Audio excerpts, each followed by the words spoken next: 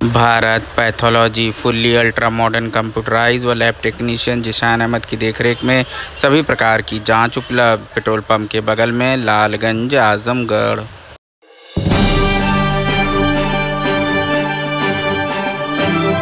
लालगंज सांसद संगीता आजाद ने बीजेपी में जाने की खबरों का किया खंडन। कहा, लालगंज के विकास के लिए मिली थी प्रधानमंत्री से, सिर्फ मिलने भर से गलत लगाए जा रहे हैं कयास। लालगंज सांसद संगीता आजाद ने आजमगढ़ और लालगंज के विकास को लेकर माननीय प्रधानमंत्री से मिलकर एक ज्ञापन दिया था, जिसका फोटो वायरल होने पर ये खबर उड़ी थी कि लालगंज सांसद ने भाजपा ज्वाइन कर लिया है। खबर वायरल हुई तो लालगंज सांसद ने भी सभी खबरों का खंडन किया और ये बताया कि उनके मिलने भर से गलत कयास लगाए जा रहे हैं, जबकि मैं एक सांसद होने के नाते अपने क्षेत्र के विकास के लिए प्रधानमंत्री से मिली थी ताकि क्षेत्र के विकास को गति मिल सके। उन्होंने कहा कि वो अब भी बहुजन समाज पार्टी में हैं। क्या कुछ कहा उन्होंने, आपको भी सुनाते हैं। सबसे पहले तो मैं अपनी पूरे देशवासियों को आने वाले नव वर्ष की ढेर सारी शुभकामनाएं देती हूँ। अपने क्षेत्र की जनता को भी आने वाले नव वर्ष की ढेर सारी शुभकामनाएं देती हूँ।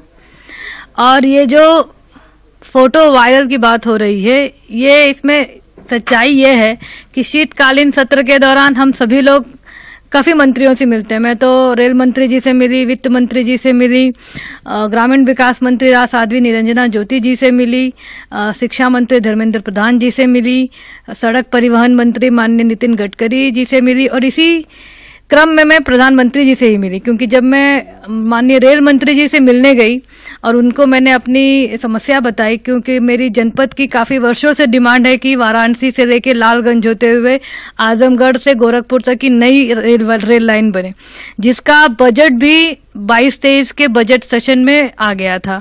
तो मैं तो सवाल लेके गई थी और अपनी क्षेत्रीय जनता की जो हमारे दुर्वासा से फूलपुर तक का जोड़ने का जो एक संपर्क मार्ग, जो ब्रिज लोगों की डिमांड है, सड़क डिमांड है, उसको लेके मैं माननीय रेल मंत्री जी के यहाँ गई थी। तो माननीय रेल मंत्री जी ने कहा कि प्रधानमंत्री जी अपने ऑफिस में हैं, आप लोग अपनी मांग, जो एक वंदे भारत की डिमांड भी मैंने पिछले बजट सेशन में किया था, उस डिमांड को भी लेके मैं माननीय रेल मंत्री जी से मिलने गई थी। उसी के दौरान उन्होंने कहा कि माननीय प्रधानमंत्री जी ऑफिस में हैं, आप एक बार उनसे मिल लीजिए। मैं एक कर्टसी मीट के तहत माननीय प्रधानमंत्री जी से मिली और मैंने आजमगढ़ की समस्या, क्योंकि एक तरफ माननीय प्रधानमंत्री जी का क्षेत्र है, एक तरफ माननीय मुख्यमंत्री जी का क्षेत्र है और बीच में मेरा आजमगढ़ क्षेत्र है, जहाँ पे विकास की जो गति है वो काफ़ी धीमी है। तो मैं चाहती थी कि विकास की गंगा मेरे क्षेत्र से बहते हुए भी आजमगढ़, बनारस और गोरखपुर की तरफ जाए। इसी क्रम में मैं माननीय प्रधानमंत्री जी से मिली। मैंने उन्हें अवगत कराया कि सर, मेरे क्षेत्र की ये काफ़ी डिमांड है, क्योंकि अयोध्या जाने के लिए, बनारस जाने के लिए सब लोग तो हवाई अड्डे से जाएंगे नहीं, सब लोग बसों से जाएंगे नहीं, अपनी अपनी प्राइवेट गाड़ियों से जाएंगे नहीं। रेल जो कि सुगम नियम माना जाता है, सुगम यात्रा का साधन माना जाता है। इसी क्रम में मैं माननीय प्रधान जी से कहने गई थी कि सर, हमारे क्षेत्र में भी दिल्ली से लेके आजमगढ़ के लिए एक नई वंदे भारत ट्रेन दी जाए और साथ ही हमारे यहाँ जो मंदूरी हवाई अड्डा काफ़ी दिनों से बनकर तैयार है और अभी तक उसका संचालन नहीं हो पा रहा है, और अगर संचालन हुआ तो सिर्फ आजमगढ़ से लखनऊ तक की जो हवाई यात्रा का सुगमता बनी है।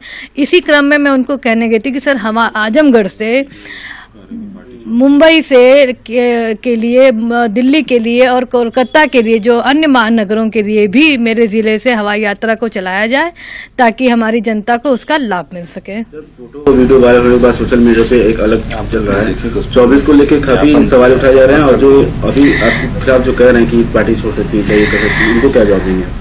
सर, ये जो फोटो वायरल हुई है, इसमें अगर आप मेरा फेसबुक देखेंगे या मेरा ट्वीट देखेंगे तो ये एक ज्ञापन है, एक चिट्ठी दिया गया है।